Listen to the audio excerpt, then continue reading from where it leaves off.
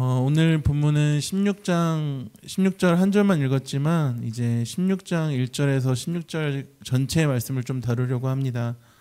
근데 이런 말씀은 좀 보기가 어렵습니다. 계속해서 이제 누군가의 이름이 반복해서 나온다거나 특별히 오늘 본문에서 이제 무난하라는 표현이 반복되고 있거든요. 근데 이런 말씀을 이제 해석하고 집중할 때 보통 거기에 나온 사람의 이름을 보고 그 사람이 어떤 일을 행동하였는지를 살펴보거나 또는 이제 전체를 이제 한꺼번에 통으로 살펴보면서 해석합니다. 근데 분명한 것은 이제 오늘 같은 이런 이름들이 쭉 나오거나 무난하라 이렇게 어떤 어구가 반복되는 말씀도 하나님의 말씀이라는 겁니다. 그럼 이 말씀 가운데 우리를 향하신 하나님의 마음은 무엇일까요? 16장 1절 말씀 다 같이 한번 읽어보겠습니다. 시작. 내가 우리 자매 베베를 너에게 추천하노라. 이제 여기에서 베베라는 인물이 나옵니다. 이제 베베는 어떤 인물이냐면은 바울의 편지를 로마 교회에 전한 사람입니다. 그러니까 바울이 자신의 자매이자 일꾼으로 추천하는 것을 볼 때에 이제 보통 사람은 아니었습니다. 2절 다 같이 읽어보겠습니다. 시작. 너희는 주 안에서 그를 영접하려고 그에게 이는 그가 여러 사람과 그러니까 베베가 어떤 사람이 되었다라고 마지막에 나와요. 여러 사람과 나의 이제 보호자가 되었대요. 그러니까 보호자는 이제 헬라어로 프로스타티스라는 말인데 이 말은 이제 후원자를 이야기합니다. 이 베베라는 사람이 자신의 재능과 재력으로 이제 바울과 여러 교회들을 도와주었던 이제 사업가거나 자산가였을 확률이 높습니다. 1절에서 이 베베는 일꾼이라고도 불리는데 NIV 성경에서는 이 일꾼이라는 단어를 여성 집사라고까지 부르기도 하거든요. 왜냐하면은 이 일꾼이 헬라어로 디아코노스라는 단어입니다. 신약에서는 이것을 단순히 직분, 집사로만 번역하는 것이 아니라 이제 두 가지로 번역해요. 뭐냐면 사역과 봉사예요. 그러니까 가장 이제 변변찮아 보이는 이제 낮아 보이는 섬김으로부터 이제 베드로 바울 같은 사도직까지 이제 예수님의 이름으로 통용되는 모든 사역 봉사를 사용할 때 디아코노스 일꾼이다라고 표현을 하거든요. 그러니까 저 같은 목사, 순장, 엘더, 찬양팀, 페트라 봉사대 이런 모든 봉사를 말할 때 쓰는 단어 이제 디아코노스. 이제 제가 페트라 봉사대를 언급해서 말씀을 드리면 우리 청년분들이 아시는 청년도 계시고 모르시는 청년분들도 계실 거예요. 페트라 봉사대는요, 제가 알아봤는데 원래는 광택을 내는 봉사대라고 합니다. 근데 교회 청소가 되어 있지 않으면은 광택을 못 내시잖아요. 그러니까 교회 사랑 봉사대 분들께서 청소하시고 관리하시고 그리고 페트라 봉사대는 목요일마다 나오셔서 청소하시고 바닥에 이제 광을 내시면서 청소하시고 헌신하시는 봉사대입니다. 이제 저번 주에 목요일에 양육을 하려고 하는데 이제 페트라 봉사대 한 분이 지하 1층에서 제가 엘리베이터를 타려고 하는데 이제 앞에 노란색 있어요. 엘리베이터 보면 노란색 있고 동글동글 발판이 있거든요. 근데 거기를요 막 너무 열심히 닦으시는 거예요. 근데 제가 엘리베이터를 탔어야 됐고 당시에는 우리 지체들을 줄 음료를 양손에 들고 있어가지고 이거 도와드리기도 뭐하고 죄송합니다 감사합니다 하고 지나쳤거든요. 근데 진짜 너무나도 깨끗하게 닦으시더라고요. 한번 봐보세요. 진짜 오늘 밟아서 그러실 텐데 목요일 지나고 금요일 때는 너무 깨끗하게 광택을 내고 계세요. 근데 그렇게 알게 모르게 봉사하시고 섬기시는 손길 덕분에 우리 교회가 지금까지 앞으로도 더 하나님의 영광을 위해 살게 될 겁니다. 이렇게 어떤 봉사라고 할지라도 그 섬김과 헌신, 청소, 어떤 일을 하더라도 그게 믿음으로 하고 예수 이름으로 예수님의 명예를 위해 이루어지는 모든 봉사가 뭐라고요? 디아코노스. 그리고 그런 일을 하는 사람을 뭐라고 부른다고요? 일꾼이라고 부릅니다. 우리 청년부에는 어떤 일꾼들이 있을까요? 이제 모두가 일꾼이지만 이제 한번 생각해 보았으면 좋겠습니다. 매주 예배 전에 예배를 위해서 오늘도 이렇게 앞에 나와서 하나님 앞에 찬양을 하신 지체들, 기도팀이 있어요. 주를 위해 살겠다는 고백을 하셨거든요. 큰일 나셨습니다. 하나님께서는 그 약속을 이루십니다. 어떻게든 추적해서 이루십니다. 정말 아무렇진 않겠지, 어떤 마음으로 고백하실지 모르겠는데 주를 위해 살게 하실 거예요. 기대하세요. 정말로 살게 하실 건데, 예배 전에 12시 반에 이제 예배를 위해서 청년 지체들을 위해서 말씀 전하는 또 저를 위해서 또 눈물로 기도하시면서 주중에는 이제 기도 제목을 공유해서 기도하는 지체들에게 도움을 주시며 열심히 예배를 준비하는 이제 기도팀이 계세요. 오늘 들어오시면서 받으셨나요? 뭐 나눠주시더라고요. 말씀 있는 거. 그런 기도팀이 있고요. 또 이번 자카르타 선교를 준비하면서 이러저런 회의에 참석하시고 선교를 열심히 준비하신 멋진 선교팀장님이 계신 선교팀도 있고, 물론 현재는 선교팀장님 한 분이시지만 또 이제 수련회 때 많은 사진들을 남기셨잖아요. 그때 이제 뒤에 보시면 사진이 진짜 정갈하게 잘 게시돼 있어요. 뒤에 한번 봐보세요. 알게 모르게 이제 그 열심히 노력하고 준비하는 과정과 시간을 모르는 경우가 더 많은데, 이제 보이지 않는 곳에서 드림 성전 여러 행사에서 데코를 열심히 할 뿐만이 아니라 잘하세요. 그렇게 이쁘게 꾸며시는 데코 팀도 있으십니다. 또 올해 우리 청년부에 새가족 분들이 많이 오셨는데, 그 새가족 분들의 정착을 위해서 정말로 물신양면으로 도와주시고, 전에 새가족 등순 시간도 있었잖아요. 마침 제가 그때 휴양이어서 함께 참석하지 못한 게 많이 아쉬운데, 예배 전에도 후에도 어떻게 하면 새가족 지체분들을 더 잘 섬기실 수 있을지 고민하면서 이제 전전긍긍하시면서 노력하시는 이제 새순장분들도 계십니다. 또 이제 어떻게 하면은 순원분들을 더 잘 섬길 수 있을지 고민하면서 매주 연락하시고 신방하시고 토요일마다 모여서 순장 모임 교육과 공부도 받으시면서 이제 서로 관계를 맺어가시고 애쓰시는 순장분들도 계십니다. 여러분, 순장 모임이 그냥 이루어지는 게 아니에요. 이분들의 노력과 헌신으로 이루어집니다. 그래서 그냥 하시면 안 되고 더 잘 받으셔야 되고요. 더 잘 집중하셔야 됩니다. 오늘 순장 모임 끝나고 순장들한테 카톡으로 물어볼 거예요. 오늘 순모임 잘 진행됐는지. 더 잘 받으셔야 돼요. 그리고 우리 재의원, 이 자리에서 이루어지는 찬양이 그냥 이루어지는 게 아니거든요.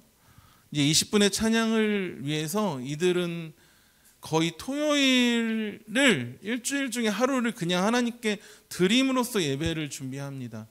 그리고 코드만 몇 개 딱 해가지고 이렇게 하니까 막 찬양이 연결되고 흥겨운 찬양 골라서 이렇게 찬양하는 것이 아니라, 제가 화요일 오전 늦어도 이제 오후까지는 말씀과 본문을 지역 청년에게 보내드리거든요.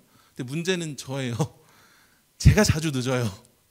안 늦으시는데 제가 자주 늦어가지고, 근데 그러면서 기다려주시고 이해해주시고 드린 그 말씀과 본문을 깊이 있는 묵상하면서 이제 나누면서 고민하시면서 콘티를 짜시거든요.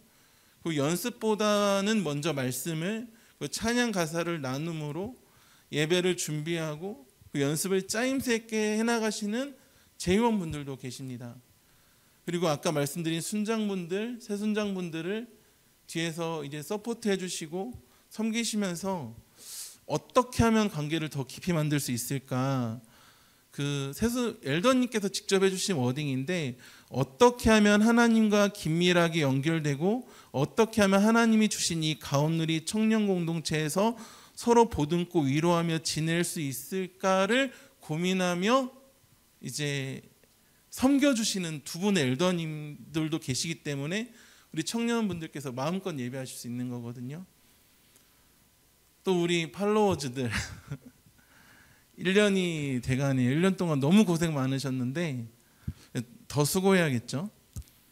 우리 팔로워즈 전에 임원분들도 수고가 너무 많으셨지만, 제가 청년부에 와서 본 첫 번째 임원이자 저와 함께한 임원들이 팔로워즈 분들이기 때문에 이제 이 자리에서 언급하고 좀 자랑을 합니다.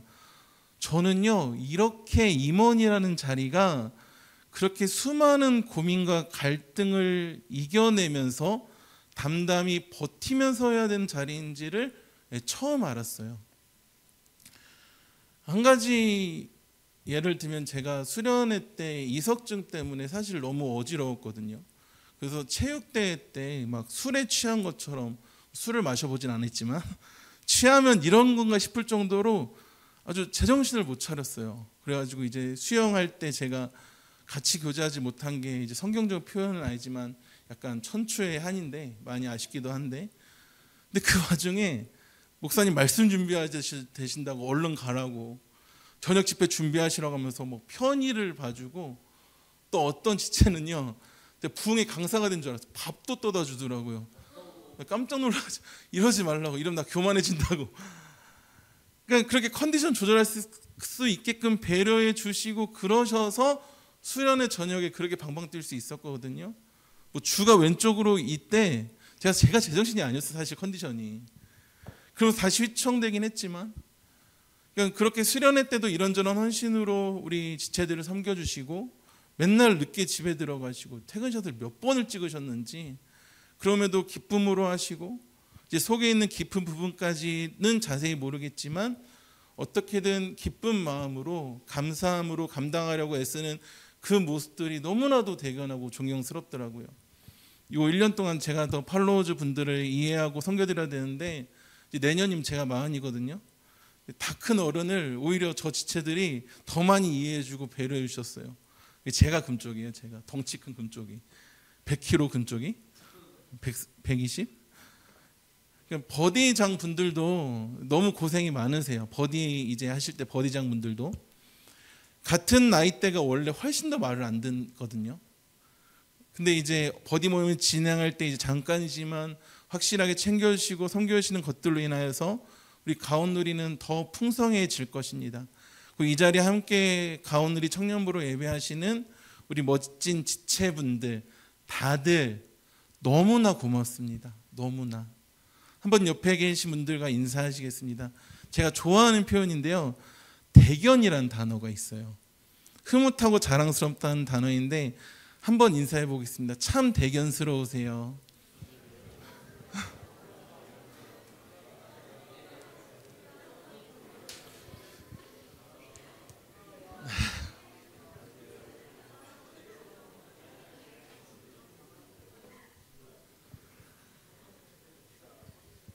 네, 이런 모든 섬김과 봉사를 이제 헬라어로 뭐라고 한다고요? 디아코노스, 예수님의 이름으로 이루어지는 모든 봉사를 하는 분들을 디아코노스, 이제 일꾼이라고 부릅니다.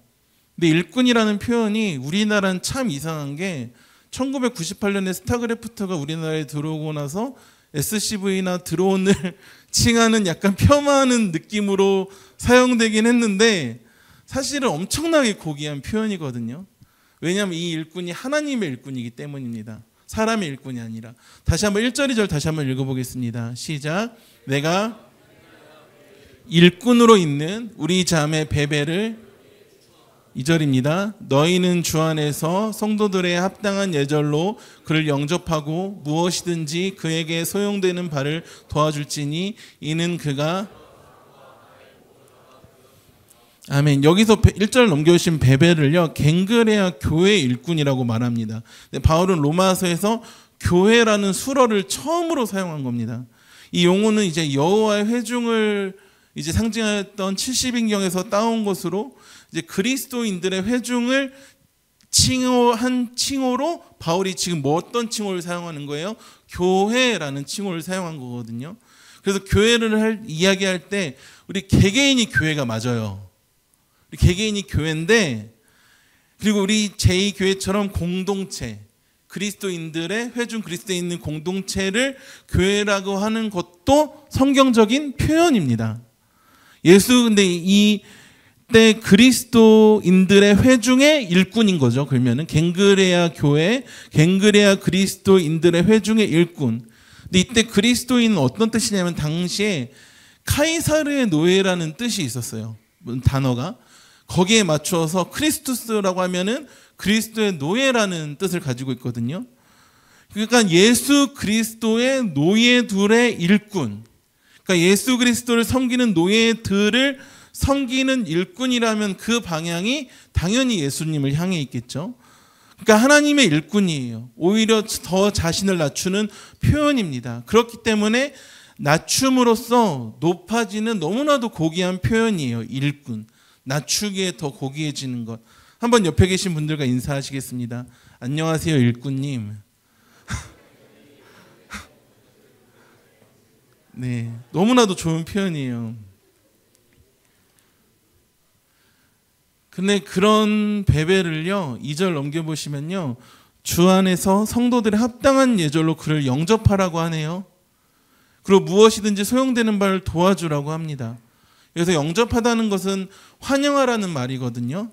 그래서 우리가 지금 이렇게 인사하고 환영하는 것 아니겠습니까? 제가 처음에 왜 스트레칭을 안 했을까? 목사님 오늘 왜 빼먹으셨을까? 아니요, 예배 중간에 많이 인사하려고 빼먹었어요, 일부러.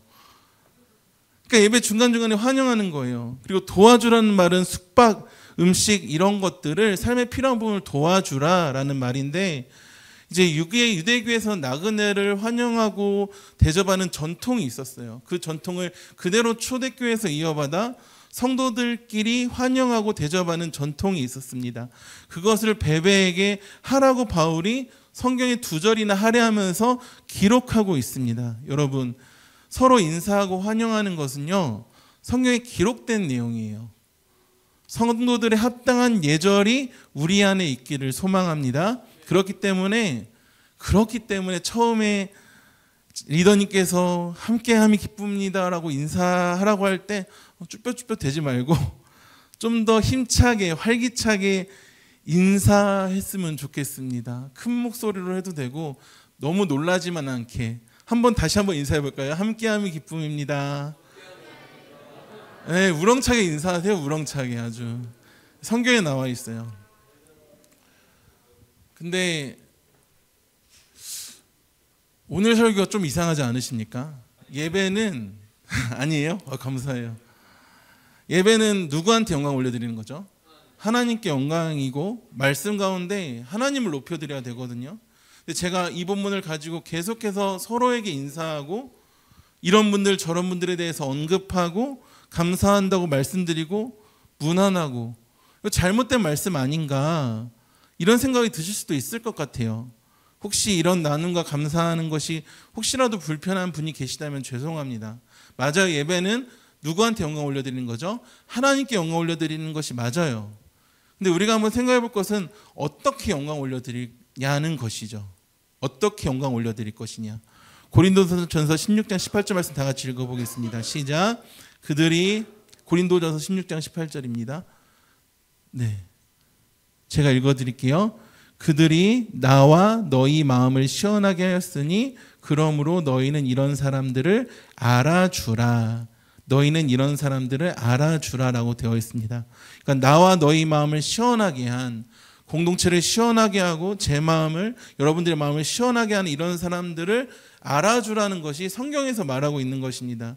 그리고 보통은요, 여러분, 자녀를 칭찬하면요, 부모님들이 기뻐하고 좋아하십니다. 우리가 어린 아이들을 보잖아요, 아기들을. 너무 이쁘고 귀엽지 않습니까? 정말 이쁜 아이들 보면은 아이 이쁘다, 너무 귀엽다, 뭐 부모님을 닮았다, 뭐 이렇게 축복해 줍니다. 근데 사실 이쁘다, 귀엽다고 하기에 솔직하게 애매한 아이들도 있어요.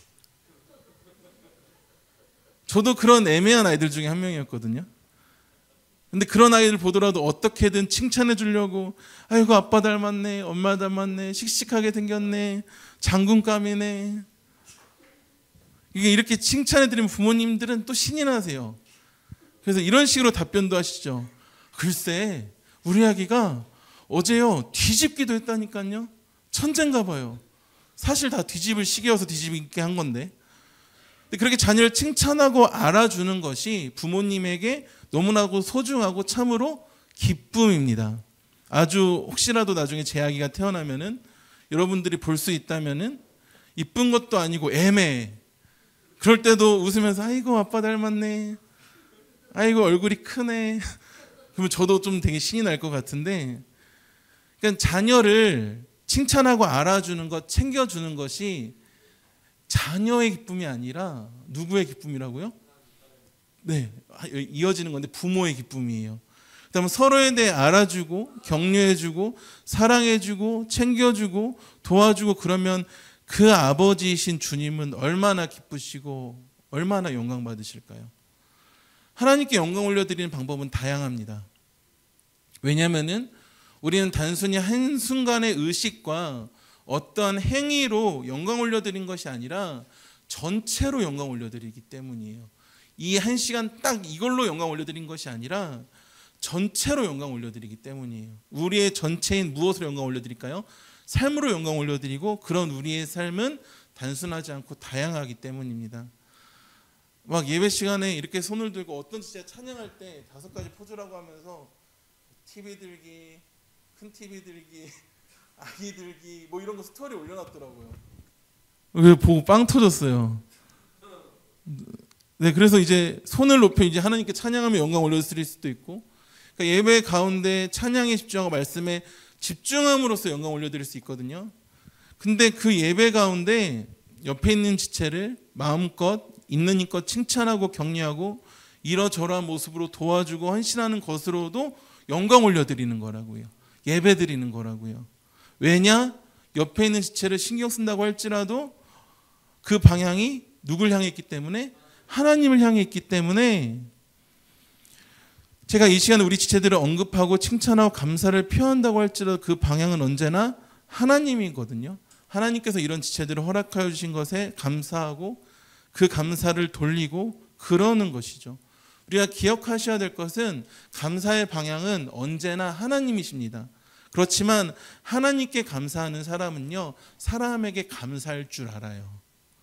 하나님 사랑과 이웃 사랑은 언제나 흐르고 이어져 있기 때문입니다. 어떤 지체는요, 예배 시간에 막 드럼을 쳐요. 한번 여쭈어봤어요.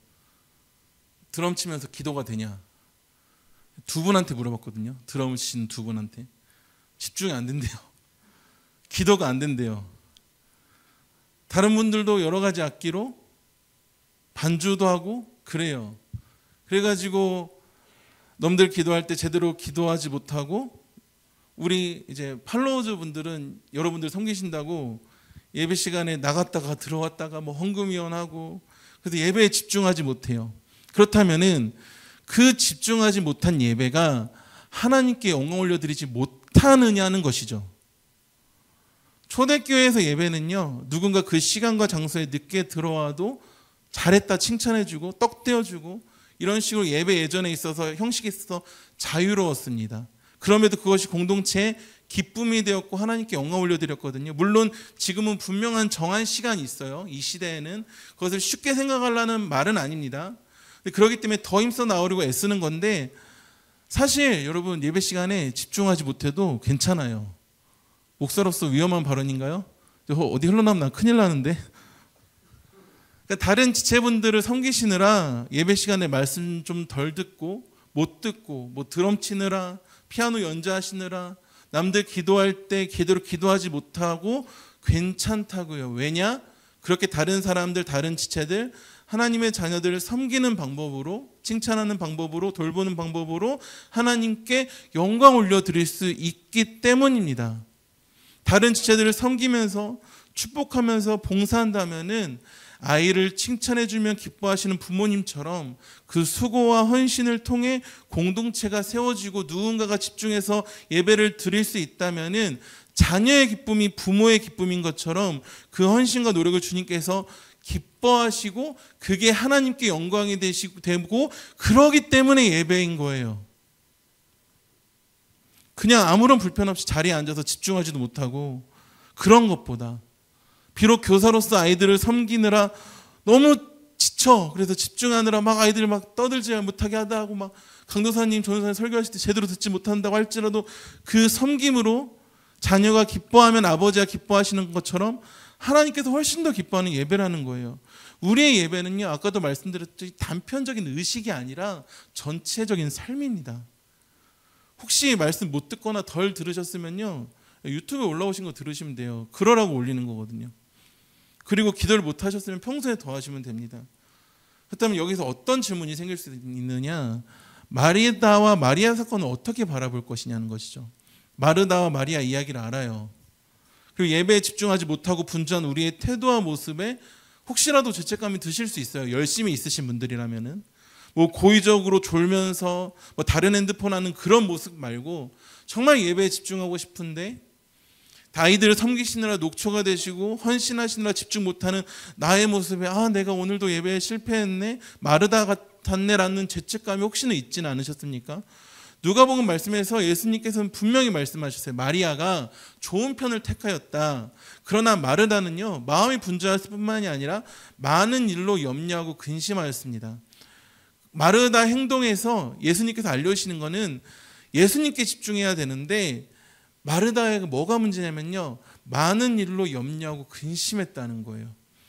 제가 말씀드리지는 못했는데 이제 누가복음 10장 41절에 이렇게 나와 있거든요. 주께서 대답하여 이르시되 마르다야 마르다야 내가 많은 일로 염려하고 근심하나라고 성경의 표현대로라면 나와 있는데, 그러니까 많은 일로 염려하고 근심하다 보니까 뭘 못한 거예요? 주님께 집중하지 못한 거예요. 거기에 대해서 예수님께서는 마리아가 좋은 몫을 택하였다고 하셨지만 말씀을 잘 보셔야 될 게 마르다를 혼내신 게 아니에요. 알려주신 거라고요. 알아주시고요. 그러니까 내가 많은 일로 염려하고 근심하고 있구나. 마리아가 좋은 편이 될 수 있었던 이유는 주님과 마주했기 때문입니다. 자, 그렇다면은 당시에는 성육신하신 예수님, 그 하나님과 마주했고 그 말씀을 들었기 때문에 그것을 좋은 편이라고 하신 거거든요. 그렇다면 지금의 우리는 어떠냐는 것이죠. 성육신하신 예수님께서 승천하시고 다시 오십니다. 그것을 재림이라고 하는데 그 가운데 성령 하나님께서 강림하셔서 우리 가운데 함께 하십니다. 예수님께서 초림하시고 다시 오실 것처럼 성령님께서 강림하시는 것도 단회적인 사건이에요. 단회적인 사건이라고요. 오늘도 강림하시고 내일도 강림하시고 게 아니라 단회적인 사건이에요. 성령 충만과 성령님의 임재하심 우리가 매일 삶에서 겪어야 되지만 강림하심은 단회적인 사건입니다. 근데 그 성령님께서 우리와 함께 하시기 때문에 열심히 봉사하고 헌신하는 가운데 그 헌신이, 봉사가 지금 이 단회적으로 하는 예배에 집중하지 못한다고 할지라도 성령님께 집중하고 마주하는 그 삶이기 때문에 우리의 봉사도 헌신도 그 마음의 중심이 어떠한 핑계가 아니라 제대로 서 있다면은 마르다가 아니라 마리아처럼 좋은 편을 택한 것입니다. 여러분은 예배 제대로 드리시고 계시는 거예요. 우리는 예배를 제대로 드리고 있는 것입니다.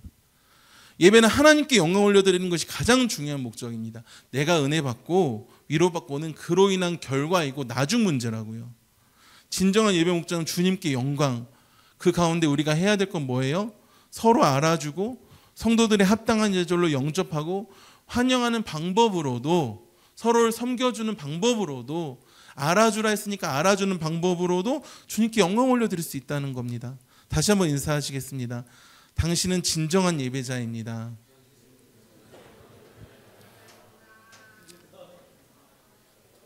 그리고 아까 처음 고백했던 찬양에 이런 가사가 있는데 이렇게 인사해 보겠습니다. 순종의 길에서 그 영광을 봅니다. 네. 그리고 뒤에 3절부터 주요 로마 교회에 인사를 하는데 바울의 인사에는 26명의 개인과 2명의 무명이 나오고 두 가족, 최소한 3개 가정교회가 등장합니다. 한번 표를 띄워줘 보시겠어요? 네, 이런 명단이 나와요.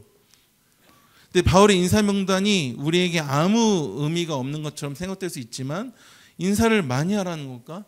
문안을 하라는 건가? 이것을 통해서도 몇 가지 생각해 볼 수 있는데, 이제 바울은 독불 장군이 아니었다는 거예요. 뭐든 혼자 하지 않고 함께 해나갔다는 것입니다. 예전에는요, 카리스마가 있는 지도자가 모든 것을 이끌고 나가야 일이 진행이 됐습니다. 모두의 의견을 듣고 그러면 도저히 일이 진행이 안 되었어요.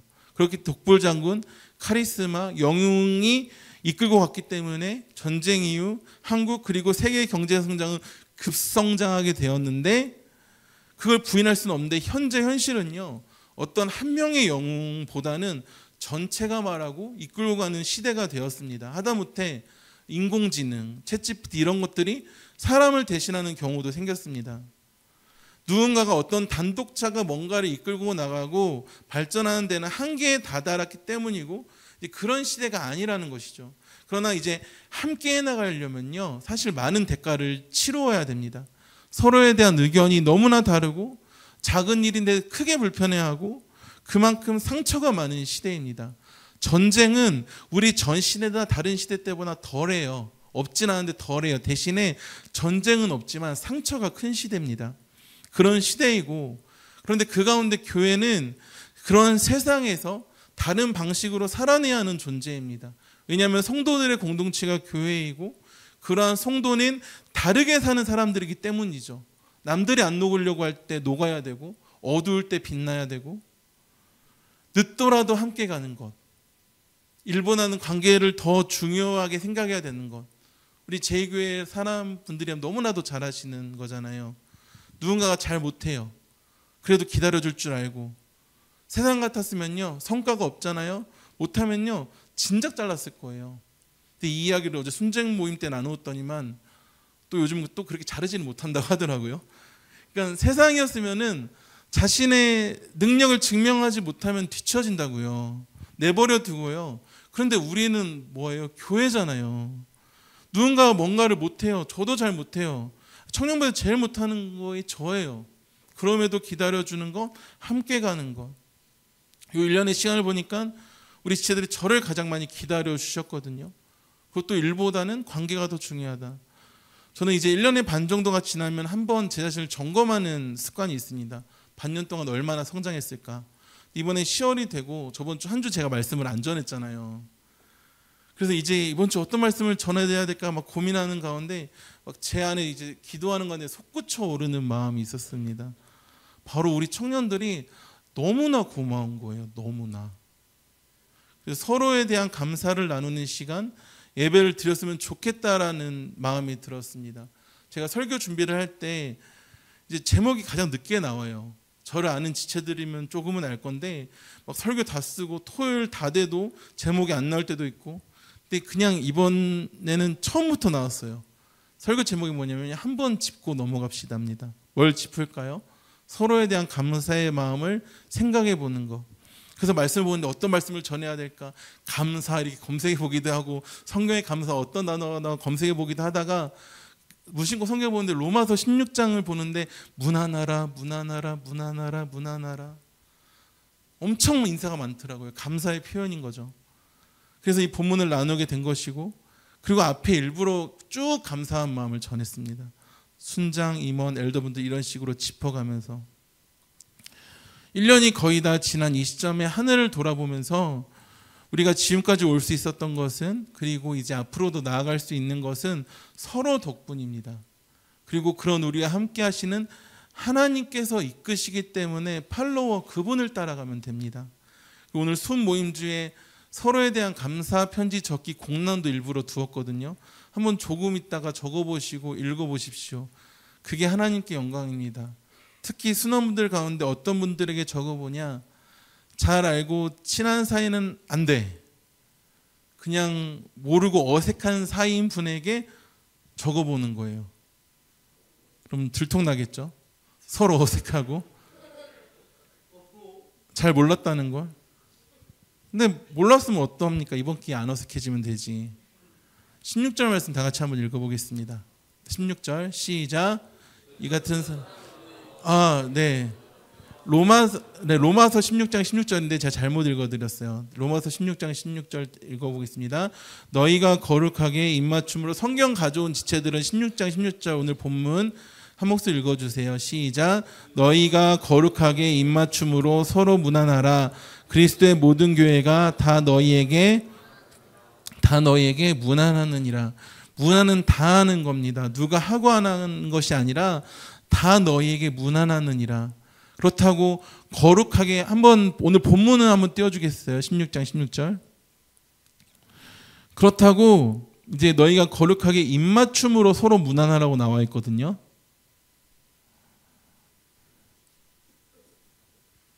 다시 한번 읽어보겠습니다. 시작. 너희가 거룩하게 입맞춤으로 서로 무난하라. 그리스도의 모든 교회가. 그러니까 무난은 다하는 것이고, 옆에 분들과 뽀뽀하시겠습니다. 이 말이 아니라, 그러니까 입맞춤은요, 고대 사회나 유대 사회에서 쓰였던 이게 중요한 포인트인데, 존경과 사랑을 표현하는 사회적 관습이에요. 존경과 사랑을 표현하는 사회적 관습이 입맞춤입니다. 우리에게 있어서 존경과 사랑을 표현하는 관습은 뽀뽀가 아니죠. 그래서 여기서 입맞춤하라고 했다고 뽀뽀를 하면 오히려 어색해지고 불편해질 것입니다. 대신에 존경과 사랑을 표현해야 돼요. 인사로 표현하고 서로 섬겨주고 돌봐주고, 이게 그냥 내 노력이고 내 헌신이고 아무것도 아닌 것 같은데 이게 하나님께 영광이 된다는 거예요. 꼭 해야 돼요. 저도 이제 어렸을 때 막 서로 인사하고, 제가 오늘 인사를 많이 시켰잖아요. 저도 이제 네 한번 웃고 넘어갑시다. 그러니까 저도 목사가 되기 전에 왜 이렇게 목사님들이 인사를 많이 시킬까? 옆 사람 바라보면 인사하시겠습니다 근데 괜히 눈 감고 불편한데, 내가 목사 되면 절대 그러지 말아야지 하는데 지금 시키고 있네요. 저번 주에 당회였는데 막 목사님들께서 옆 사람과 인사하시겠습니다 막 하는데 너무 불편한 거야. 근데 이게 그런 문안과 인사를 통해서 이게 하나님께 영광이 되기 때문에 시키는 거고 나누는 거예요. 괜히 기분 전환용으로 인사하는 게 아니라, 이 인사를 통해서도 자녀들이 잘 지내는 모습을 보면요, 부모님께서 기뻐하시거든요. 이 인사조차 예배입니다. 말씀을 정리하도록 하겠습니다. 한번 짚고 넘어갑시다. 서로에 대한 감사를 짚어보는 시간이 되길 바랍니다. 서로에 대한 감사를 나타내는 시절이 되시길 소망합니다. 무난하는 우리가 되길 바랍니다. 그런 예배가 되길 바랍니다. 서로에 대한 감사가 넘침으로 하나님께 영광 올려드릴 우리가 되길 소망합니다. 고민했습니다. 이제 10월 27일 새세면 전도축제가 우리 교회 가운데 하얀사를 찾읍시다, 그런 고백 가운데 준비되고 있는데, 내가 목사로서 전도에 대한 말씀을 전해야 되는 건 아닐까? 또 오늘 예배를 통해서 서로가 서로의 감사의 제목이 되고 감사의 이야기가 되고, 혹시라도 내가 감사한 분들이 이 자리에 안 계시다면은, 그분이 예수님을 안 믿거나 이제 이 자리에 안 계시다라면은 너무나도 감사한 그분을 이 자리에 모셔오면 그게 전도 아니겠습니까? 그런 마음에 감사에 대한 말씀을 더 깊이 나누게 되었습니다. 오늘 말씀의 제목입니다. 한번 짚고 넘어갑시다. 이 시간에, 이 시절에 서로가 서로의 감사의 제목이 되고 감사의 이야기가 되시길 소망합니다. 찬양하시겠습니다. 찬양팀 나와주시고요.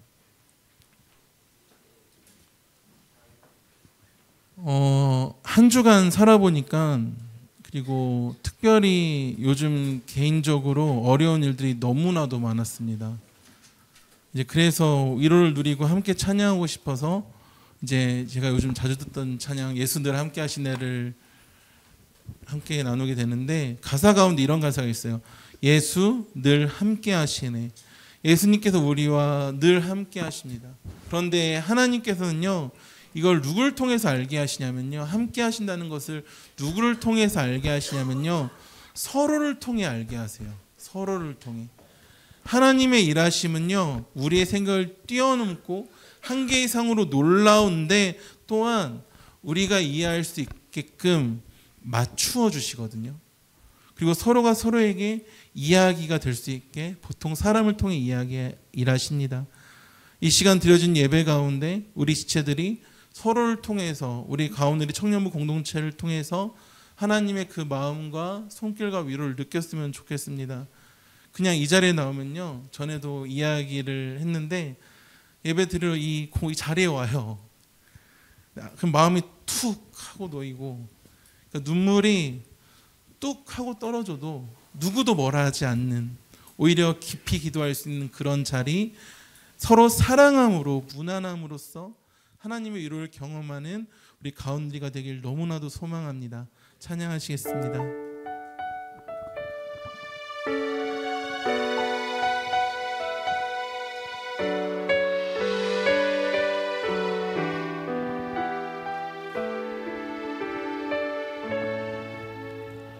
고단한 인생길 힘겨운 오늘도 예수 내 마음 아시네.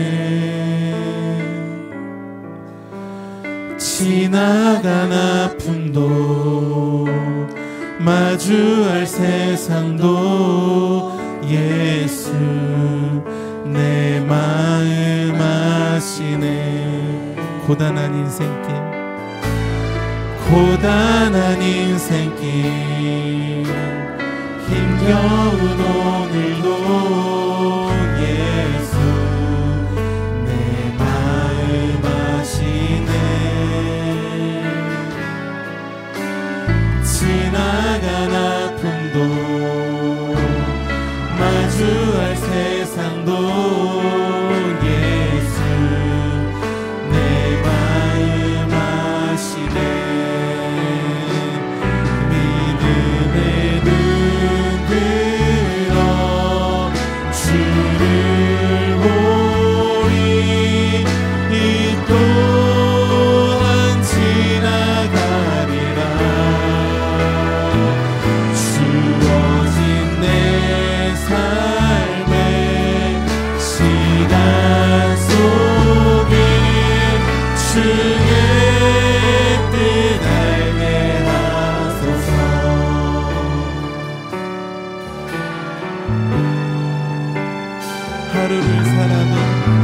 하루를 살아도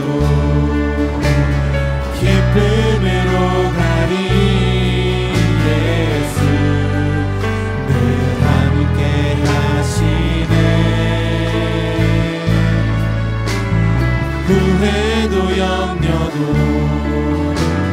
온전히 맡기니 예수 늘 함께 하시네. 믿음의